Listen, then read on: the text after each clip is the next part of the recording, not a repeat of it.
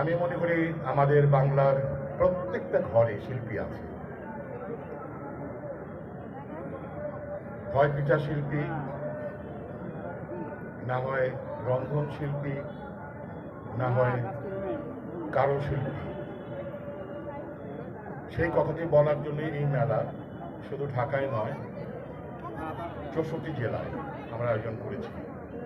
এবং এখানে যারা আছেন নিশ্চয়ই সকলেই একই অনুভূতি হবে। আমার মা ছিলেন পিঠা শিল্পী, আমার নানি ছিলেন পিঠা শিল্পী, আমার দাদি ছিলেন পিঠা শিল্পী, আমার বোনেরা পিঠা শিল্পী। সেই পিঠা শিল্পী এমন কোনো পরিবার নেই সেখানে নেই, এটি একটা বিষয়। দ্বিতীয় কথাটি হলো, এই উৎসব চলবে। এই উৎসব নিয়ে আপনারা কি মনে করেন? উৎসবটা আপনাদের কাছে কেমন লাগছে? ভালো, ইনশাল্লাহ। সবাই একটু কণ্ঠ ছেড়ে কথা বললেন, কেমন লাগছে? কি পরামর্শ দিলেন? ভালো শিল্পী। এখানে কিন্তু আসলে প্রায় সকলেই ভালো শিল্পী। আমাদের এখানে বিশেষ চাহিদা সম্পন্ন শিশু, তারাও যেমন করছে, তৃতীয় লিঙ্গের শিল্পীরাও কিছুক্ষণ আগে সবাইকে তো সুযোগ দেওয়া হচ্ছে। ভালো শিল্পী যেটা বলতে অবশ্যই অনেকেই বরেণ্য শিল্পীরা এখানে যুক্ত হচ্ছেন। ঠিক আছে, আপনাদের আগামী যে কটা দিন সেখানে আরও আপনাদের প্রিয় শিল্পীদের অনেকে উপস্থাপন করার চেষ্টা আমরা করব।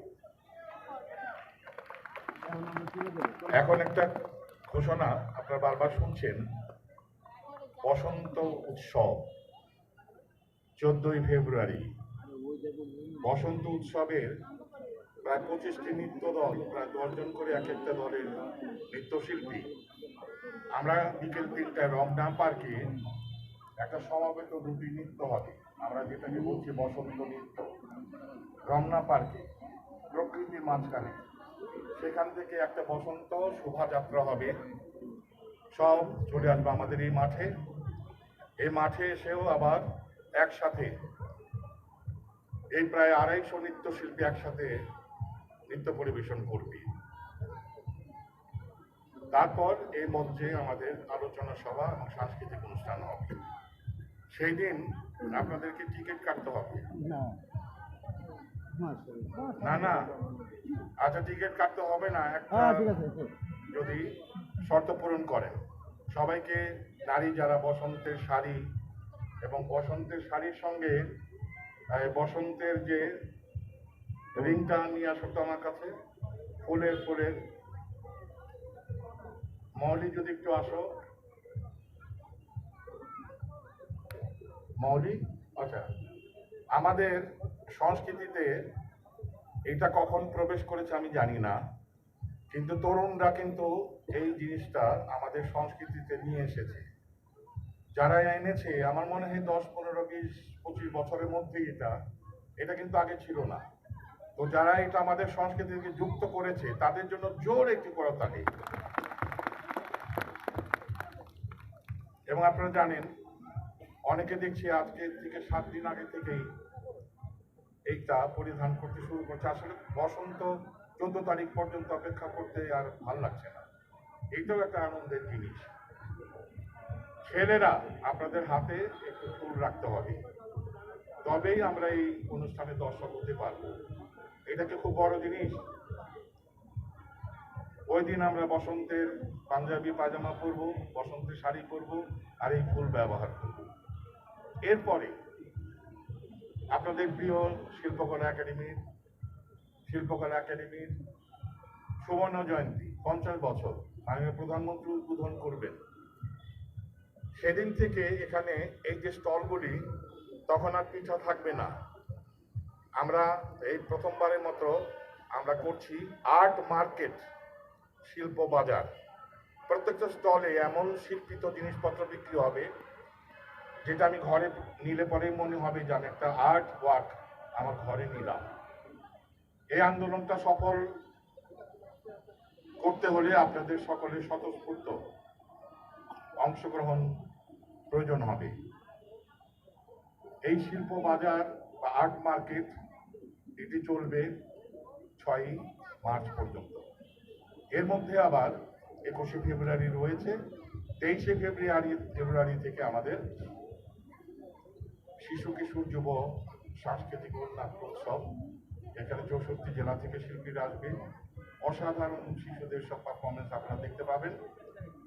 এখন কথা হলো যে আপনারা এতদিন যাবৎ অনুষ্ঠান দেখেন, যে অসাধারণ দর্শক আপনাদের গান গাইতে ইচ্ছে করে না? তো আমরা সারা পৃথিবীতে দর্শকরা গান করে নর্মালি খুব কম দেখা যায়। তো আমরা সকলে মিলে আজকে একটি গান করতে চাই। পারবো না? ভয় পাবেন না, আমি আপনাদের শিখিয়ে দিচ্ছি। আপনারা যখন মুখে গানটা আসবে, মুখটা আসবে, তখন সেই গানটাতে আপনারা অংশগ্রহণ করবেন। আমরা এখানে দাঁড়িয়ে বাংলাদেশ, সারা বিশ্বের মানুষকে শুভেচ্ছা জানাই, আমাদের ধন্যবাদ কৃতজ্ঞতা জানাই, সকলের জন্য শান্তি কামনা করি এবং সেই বার্তাটি নিয়েই এই গানটি, ডক্টর ভূপেন হাজারিকার এই গানটি আমরা সকলে মিলে গাইব।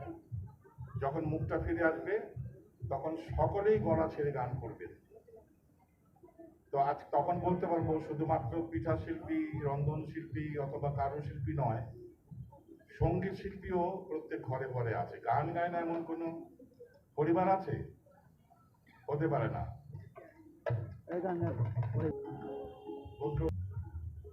মঙ্গল হোক এই শতকে, মঙ্গল সবার, মঙ্গল হোক এই শতকে, মঙ্গল সবার, মঙ্গল হোক এই শতকে, মঙ্গল সবার, মঙ্গল হোক এই শতকে, মঙ্গল সবার, মঙ্গল হোক এই শতকে, মঙ্গল সবার, ঘরে ঘরে শান্তি আনুক সমৃদ্ধি অপার, মঙ্গল হোক এই শতকে, মঙ্গল সবার, মঙ্গল হোক এই শতকে, মঙ্গল সবার।